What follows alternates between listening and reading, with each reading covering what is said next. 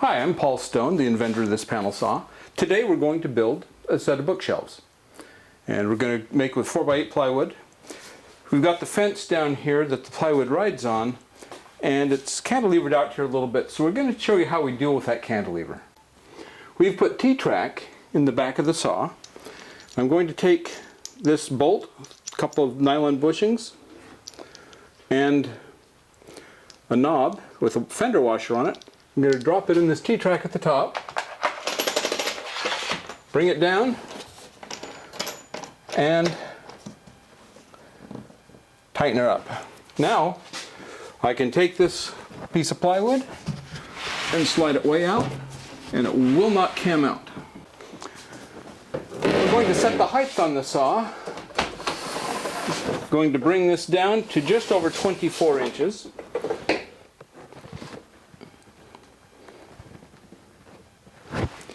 Okay, I'm going to turn the laser on, and I have to turn the saw on to do that so you won't be able to hear anything.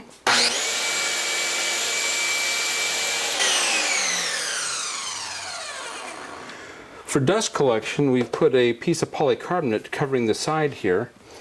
Put an 1.5 inch hole in here with a hole saw, and this is just a tail piece from under sink plumbing that goes in there, and we catch the sawdust as the blade exits the workpiece. That's right where it's generated, the best place to pick it up. We took a heat gun and rounded off the front of this piece of polycarbonate so it blocks off the stuff in the front. And now we are ready to start cutting.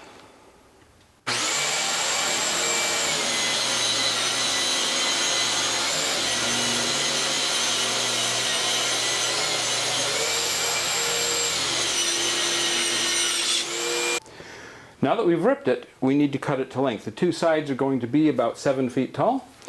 So I'll just take this, slide it over. I'm going to slide this over here, got the scale down here. Just slide the vacuum hose out of the way, and we'll bring that up. It's just past the 12-inch mark. And now we will go ahead, remove the vacuum, release the lock on the saw, slide it up, rotate it, and bring it back down, and connect the counterweight. And we'll reconnect the vacuum.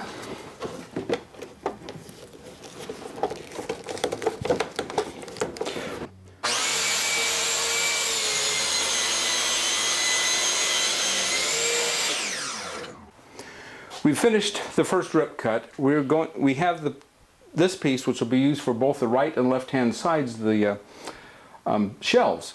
We're going to cut the dados in those as a unit, because when we rip it down the middle, the dados will match perfectly.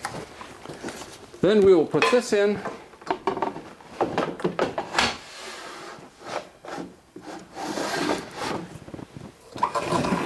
Reconnect the counterweight.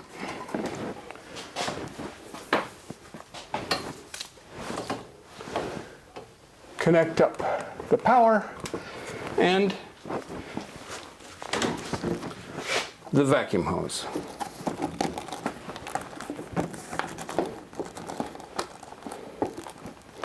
Really, that's all there is to changing it over from the saw to the router. Now that we've got that cut, we're ready to go ahead and start routing. We have to secure the workpiece, otherwise that router is going to move it all over the place. So we do that, we remove the workpiece,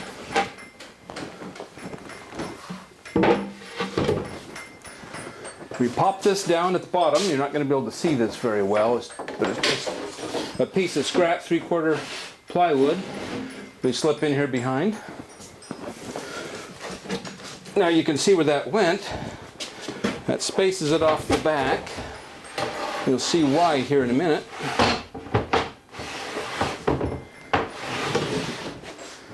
And we have this other piece of equipment. This is a couple of pieces of scrap 3/4 inch plywood and some clamps on each end.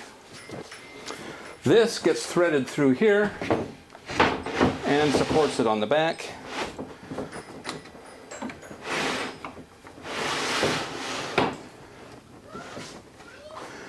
We clamp that down, Clamp that down, put a C-clamp on both ends, and we'll show you that in a minute. And we're ready to route. Okay, now we've got the router in, we've got the saw, or the vacuum connected up for dust collection, and all we have left to do now is move the workpiece over until it's lined up with the where we want to cut it. So I can go ahead and come over here. I've got a line right down here at the bottom. Now the router bit doesn't line up with the saw, so it has its own mark. We've got a little half moon here where the router bit has cut through, and we line that up right there. That's a little too far.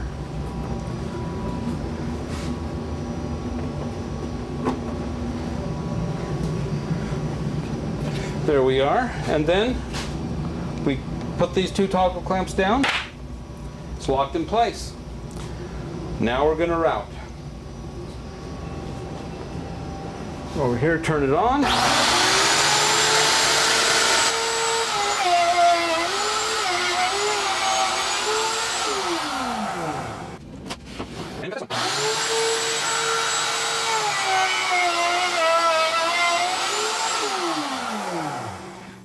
Good. Now these clamps can't clamp it from here. I've got to clamp it separately over on that side. And I set a C-clamp over here just for that purpose. I just come over here,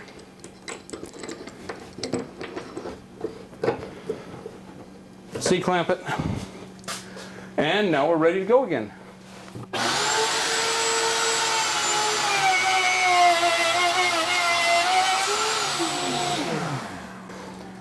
Now we have all three dados cut. We can rip that down the middle, and the two sides, the dados will match perfect. Okay, we finished routing, we put the saw in, we're ready to rip this down the middle. And we're going to rip this twice. We're going to have both pieces go through this so we have them both exactly the same width. So, let her rip.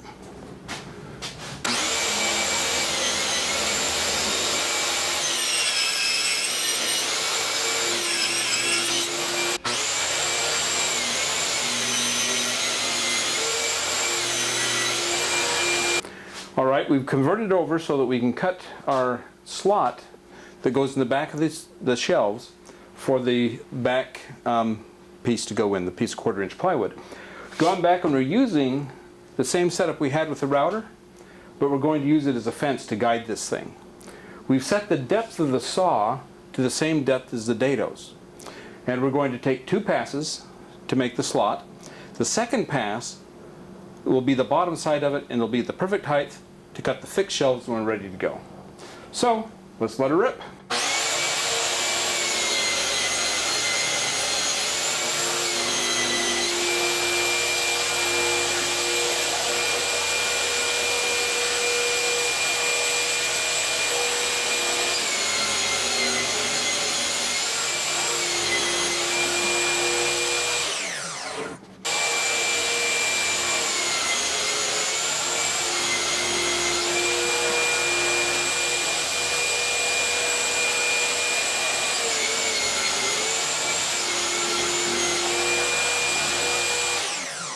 Okay, with that set up, we've got the slot in there on both of these for the back to slide in. And now that blade is at the right height, so all I have to do is lower it, and we can cut the fixed shelves. We've got that set up, and we'll let it roll again.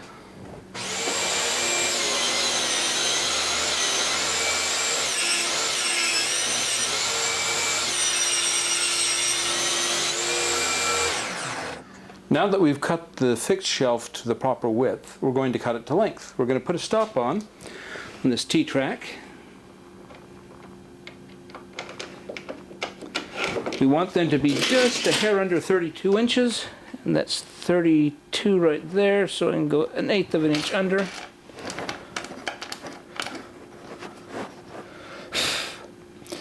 These should all be the same, and we take the saw, convert it from rip to crosscut.